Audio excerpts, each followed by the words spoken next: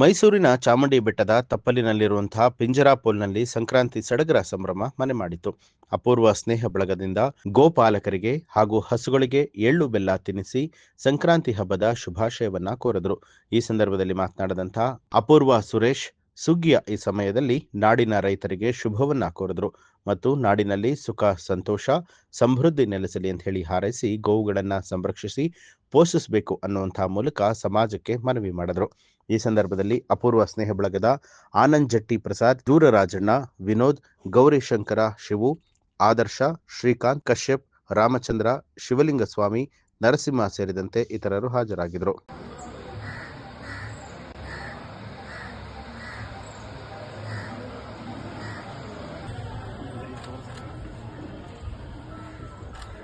ಎಲ್ಲ ಅರ್ಥ ಆಗುತ್ತೆ ಸರ್.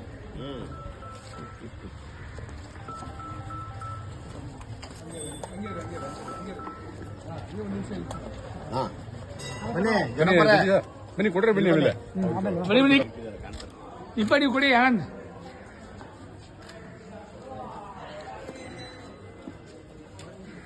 ಕೊಡು.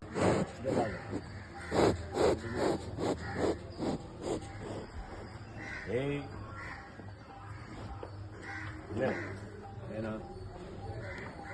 ಕೊಡ್ತಾರೆ ರೂಢಿ ಮಾಡೋರು ರೂಢಿಯದಲ್ಲ, ಅದಕ್ಕೆ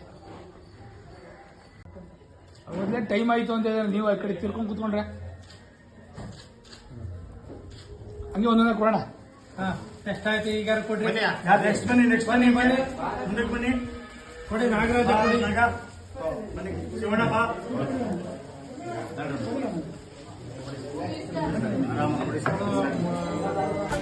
ನ್ಯೂಸ್ ಅಲರ್ಟ್, ನಿಮ್ಮಿಂದ ನಿಮಗಾಗಿ.